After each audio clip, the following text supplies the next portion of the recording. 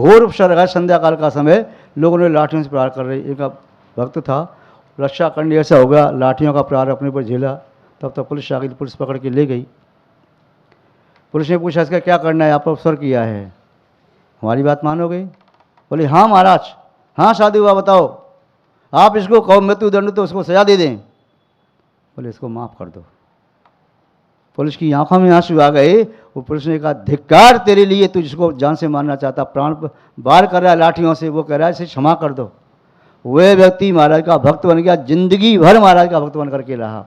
अच्छा, शांत सागर के ऐसे बहुत उदाहरण आते हैं, राजा खेड़ा का, सिद्धि ब्राह्मण का, तो ऐसे कई उदाहरण हैं। ऐसा नहीं है, व्यक्ति की सोच बदलने में एक अंतर्बुद्ध का समय लगता है। आचार्य पाय सागर, जिनकी ये बोलती हैं शांत सागर शिष्य गुरु परंपरा में, दीक्षा के पहले उन्होंने कितने पाप किए, नगर के लोग उनसे डरते थे।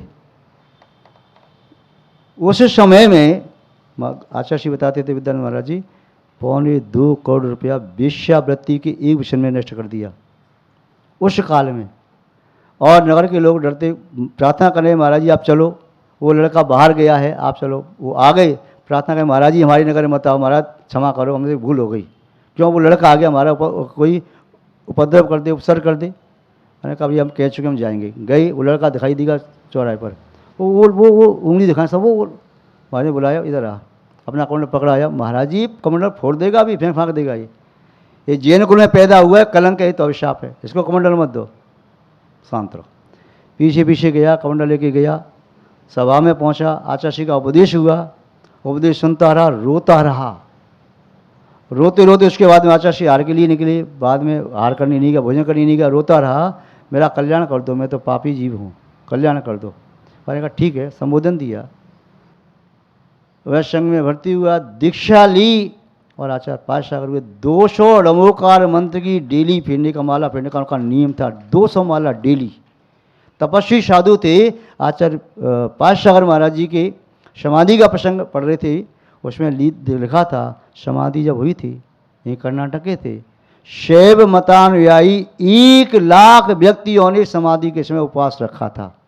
किसी साधु की समाधि उपवास नहीं किया, और वे जीवन भर कहते रहे मैं तो पाप सागर था, पाप सागर। शांत सागर ने मुझे पाय सागर बना दिया, मोक्ष मार्ग बना दिया, मैं तो पाप सागर था।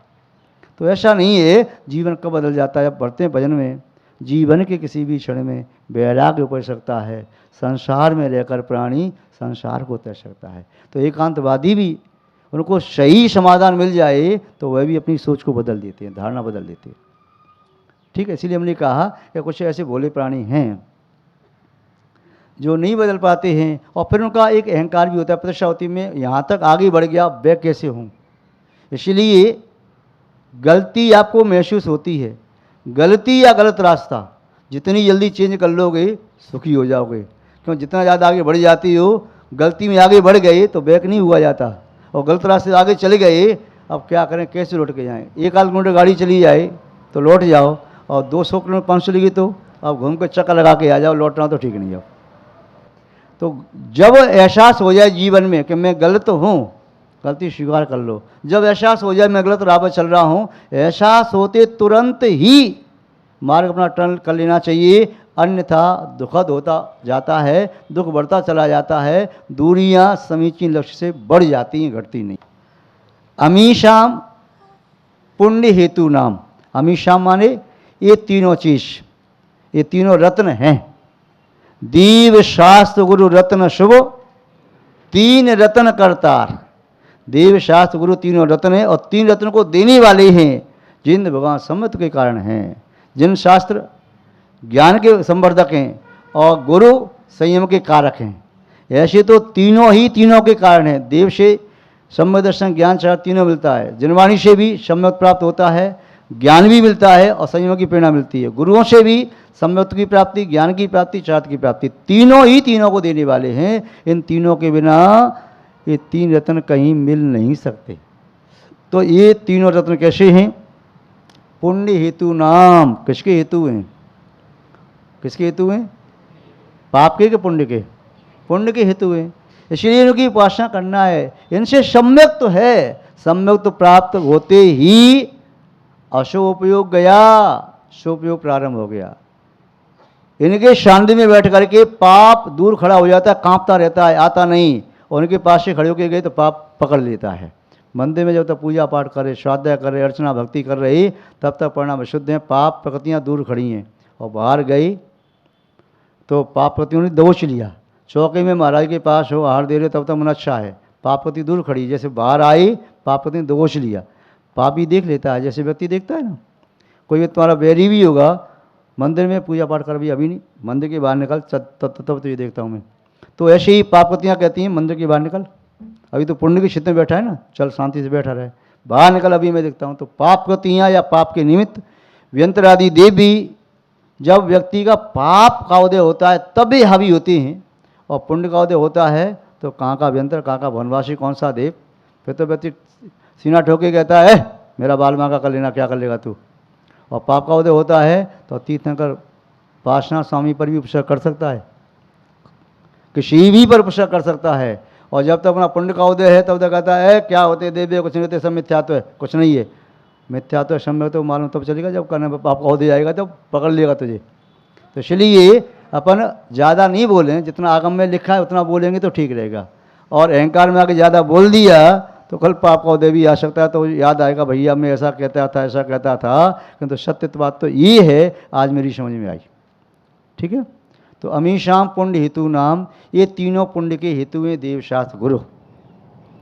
श्रद्धानम तन निगद्यते, इन तीनों की श्रद्धा करना, देवशास्त्र गुरु की श्रद्धा करना, यह क्या कहलाता है, शंभो दर्शन निगद्यते, शंभो दर्शन कहा जाता है।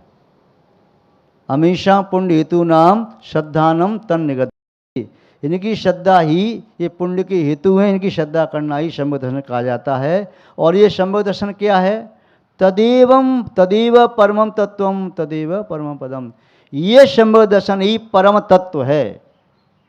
इससे बड़ा तत्व दुनिया में कोई है ही नहीं। यह शंभो दर्शन ही परम पद है, इससे बड़ा पद कोई है ही नहीं। यदि इसको प्राप्त नहीं किया तो स्वाध्याय कर करके जिंदगी बर्बाद कर देना, आँखों को चाहे थका लेना, चाहे अंधे हो जाना, किंतु सम्यक दर्शन के बिना मोक्ष मार्गी तुम्हें कोई बना नहीं सकता। सम्यक होने पर ही ज्ञान मोक्ष मार्गी बनाता है, चार्ट मोक्ष मार्गी बनाता है, वैराग मोक्ष मार्ग का कारक है, तप संयम सब कारक हैं, किंतु बिना सम्यक दर्शन के मोक्ष मार्ग का कारक कुछ है ही नहीं। इसलिए सम्यक कोई परम तत्व कहा, सम्यक कोई परम पद कहा। और सम्यक का कारण क्या है, देव शास्त्र गुरु। सम्यक क्या है, इन तीनों की श्रद्धा ही शंभो दर्शन है। आचार्य महोदय के भाव समझ में आ रहे हैं आपके। शंभो दर्शन क्या है, अमीशा पुण्य हेतु नाम श्रद्धानम निगद्यते, इन तीन जो पुण्य के हेतु हैं इन पर श्रद्धा करना ही शंभो दर्शन है। आचार्य समर्थ स्वामी ने ही कहा था, श्रद्धान परमार्थानाम आप्तागम तपोवताम, उन पर श्रद्धा करना तीनों वो शंभो दर्शन है।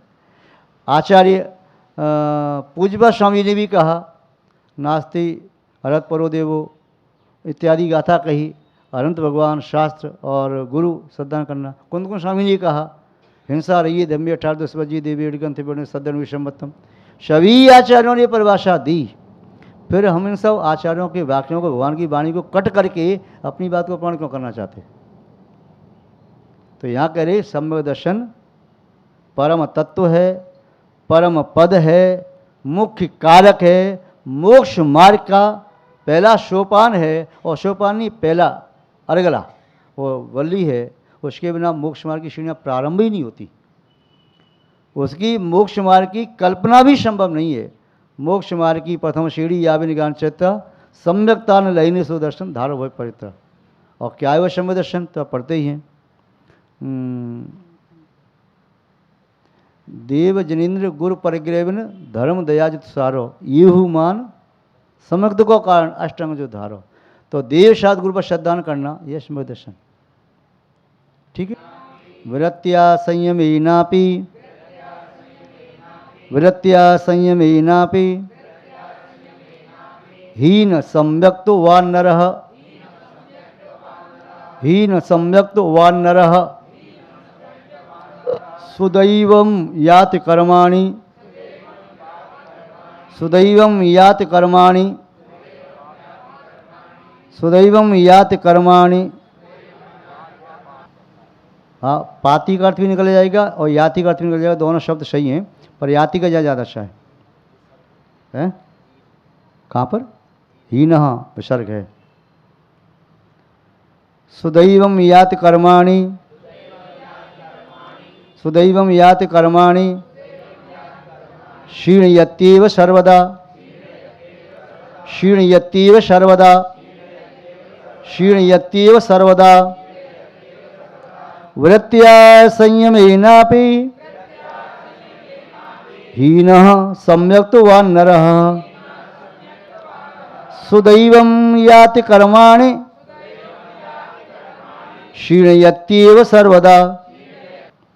ऋगरस्य जह द्वारम मोहस चक्षु तरुष्य जह मूलम तह जान सुसम्मतम ऋण चरण वीर्य तवाणम। 756 नंबर की गाथा था, 36 है क्या? हाँ 736 नंबर की। तो आचार्य महोदय कह रहे हैं जिस प्रकार नगर बहुत बड़ा नगर है और नगर का कोट परकोटा है और द्वार नहीं हो तो आना जाना असंभव, तो द्वार का जो महत्व होता है, जिस प्रकार मुख में जो चेहरा है आनंद उसमें नेत्रों का महत्व होता है, जिस प्रकार वृक्ष में जड़ का महत्व होता है, उसी प्रकार ज्ञान चारित्र तप वैराग्य वीर्य इत्यादि गुणों में सम्यक का महत्व होता है। ऐसे सिद्धों के भी 8 गुणों में सम्मत, पहला क्या है? सम्मत, पहले सम्यक तो है।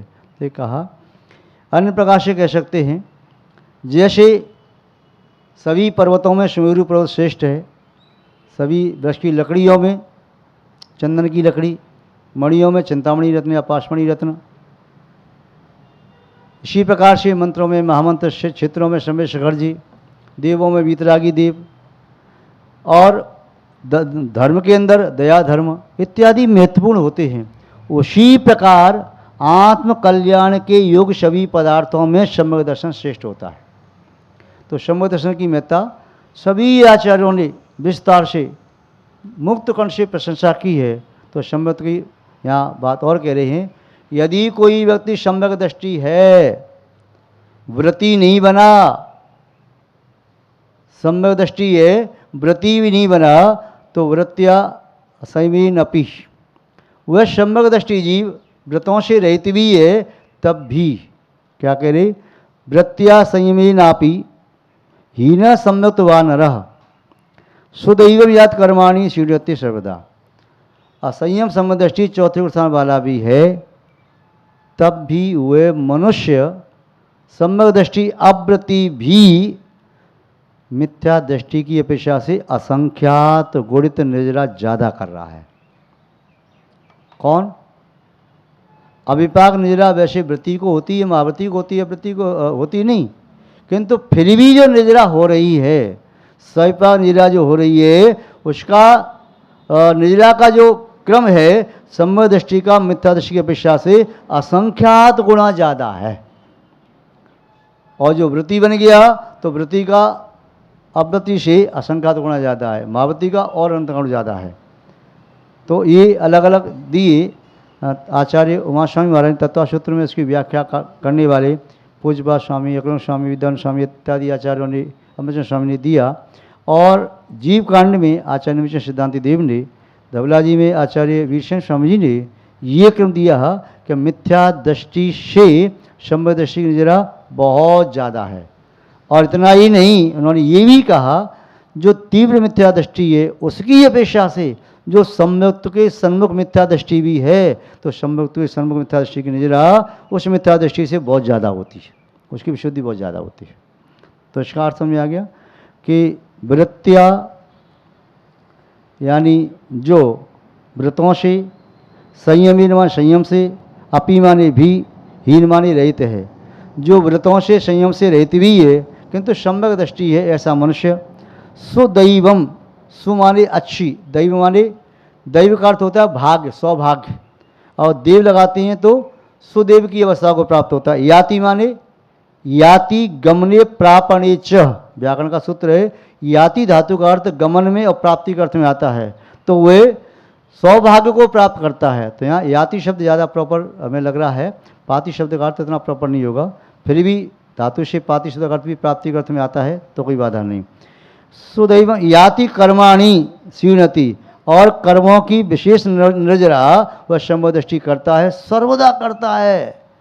यहाँ तक वह शंभर दृष्टि मिथ्या दृष्टि से बहुत आगे, खाते पीते भी वह निर्जरा ज़्यादा कर रहा है मिथ्या दृष्टि की अपेक्षा से, सोते सोते भी निर्जरा ज़्यादा कर रहा है।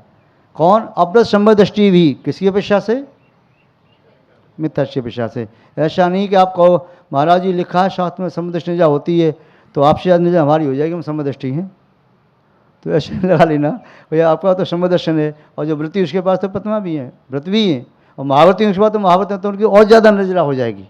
ठीक है, तो इसका अर्थ यही है कि शंभर दर्शन का महत्व बताते हुए कहा यदि चारित्र मोनी कर्म के उद्देश्य वह चारित्र नहीं ले पाया, तड़फ रहा है पिंजरे में बंद पक्षी की तरह से, संयम नहीं ले पा रहा है, व्रति नहीं बन पा रहा है, तब भी उसकी तड़पन, उसकी बेचैनी व्रत समय अंतर्मूर्ति में संघात गुड़ी निर्जरा उसको दे रही है। तो इस प्रकार संवत का महत्व बताया। आगे श्लोक जो है उसे आगे देखना चाहिए। आज इतना ही पर्याप्त। मौन पालती थी, 24 तीर्थों की पूजा पाठ करती और ज़्यादा कोई व्रत नहीं किए, मृत्यु को प्राप्त होकर के सुकौशल का पुत्र हरिवाहन बना, नहीं हरिवाहन का पुत्र सुकौशल बना और दीक्षा लेकर के उसे मोक्ष प्राप्त कर लिया। वह ग्वाला, स्वग नाम का ग्वाला जिससे डमोकार मंत्र भी नहीं आता था, रमो अरंताड़म कहता गया, रात पर मुनि महाराज की सेवा भैयावती की। वह गाय चराता था, गाय उधर चली गई नदी के किनारे, उसके मित्र ने कहा तेरी गाय चली गई, तो सो रहा है अभी, तो दौड़ता गया नदी में कूद गया, ठूंठ पीठ में घुस गया। रमो अरंताड़म मुनि महाराज का ध्यान किया, मृत्यु को प्राप्त करके शेठ का पुत्र बना, सुदर्शन शेठ, दीक्षा ले करके उसी वो चला गया। तो जैन दर्शन की विचित्रता यही है, ग्वाल भी अगले भव से मोक्ष आ सकता है, तुंगभद्रा वे लकड़ी बीनने वाली, वे पाप का फल भोगने वाली अगले भव से मोक्ष आ सकती है। ऐसे उदाहरण अपने यहाँ शास्त्रों में हैं। और चक्रवर्ती जैसे ब्रह्मदेव से चक्रवर्ती, सुवर्ण चक्रवर्ती जैसे चक्रवर्ती, इतने बड़े पुण्य के फल को भोगने वाले वे नरक में भी जा सकते हैं और भोग ग्रहण कर सकते हैं। हे जन्माणी भारती तो जपन जो तेरी शरणागत देव भजू अर्यंत को गुरु सेवा निगंत दया धर्म पालन सदा यही मोक्ष का पंथ। सब मंत्रों का सार है महामंत्र नवकार, याते हम सब मिल जपें ब्रह्मोकार 9 बार।